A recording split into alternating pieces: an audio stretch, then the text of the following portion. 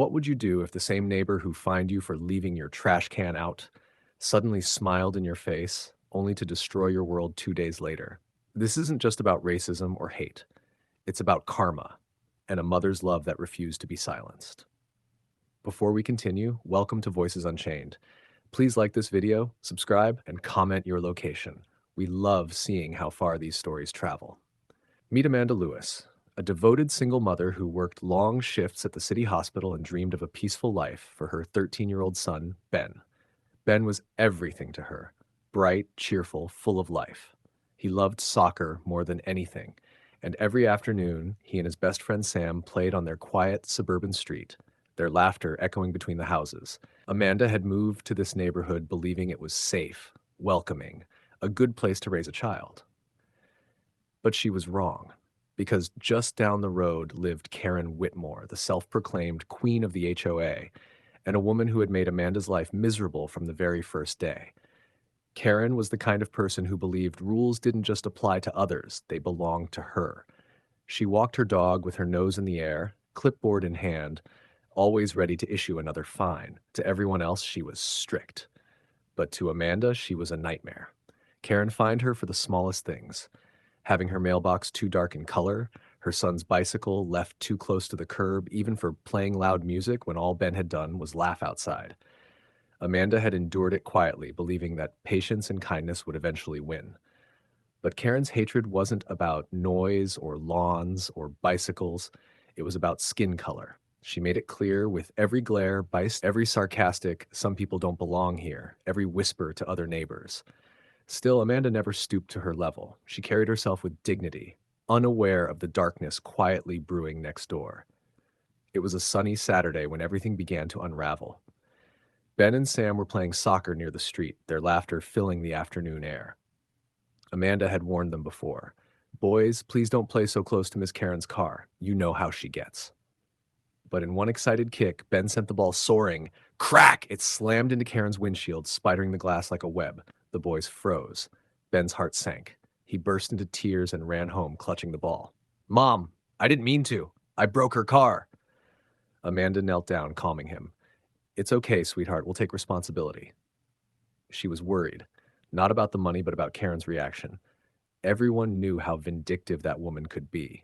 That evening, Amanda put on a neat blouse, grabbed her wallet, and practiced her apology in the mirror. Then she walked over to Karen's house. When Karen opened the door, Amanda froze. She wasn't angry. She was smiling. Draped in a silk robe, holding a glass of wine, Karen said sweetly, "Kids will be kids, right?" Amanda hesitated. "I'm so sorry. I'll pay for the windshield." "Oh, don't worry," Karen replied smoothly. "My insurance will handle it." She even invited Amanda in for a drink, an offer Amanda politely refused. She couldn't shake the unease crawling up her spine. This was the same woman who once yelled at Ben for stepping on her lawn. Now she was calm. Too calm. Amanda thanked her, went home, and told Ben that everything was okay. "She's not mad, baby. It's all fine now." But deep down, she knew something didn't feel right. If you're still watching, hit that like button and subscribe, because what happens next will leave you in absolute shock. 2 days later, Tuesday afternoon, Ben was walking home from the grocery store, a small brown paper bag in hand. It was just another quiet day. The sidewalk shimmered under the sun. Then, roar. Karen's silver SUV sped down the street. Witnesses later said she was driving faster than ever before. Ben was on the sidewalk when Karen's car veered toward him. She didn't brake. She accelerated. The thud echoed down the street as Ben's small body was thrown several feet into the air. His groceries scattered, milk splattering across the pavement, apples rolling into the gutter. Neighbors screamed. Someone called 911. Another called Amanda. When Amanda arrived minutes later, her heart shattered. Her son lay twisted on the ground, his leg bent unnaturally, clothes torn, blood staining his shirt. Karen stood nearby, fake tears streaming down her face. "It wasn't my fault," she insisted. "He was walking on the road. He ran in front of me." But witnesses shouted back, "He was on the sidewalk. We saw you. You smiled before you hit him." Amanda fell to her knees, clutching her chest. "No, my baby," she screamed, her voice cracking with grief and rage.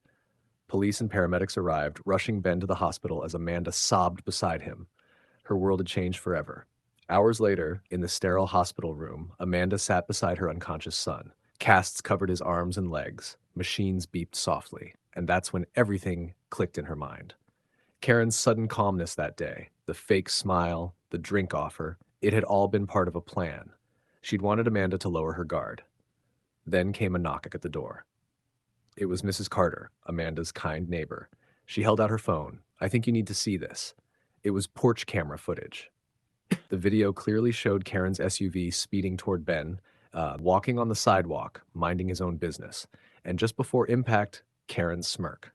Even worse, the police later uncovered text messages Karen had sent earlier that day to another HOA member. "Let's see how she likes it when I teach that little monkey a lesson." Amanda sent the footage and messages straight to the authorities.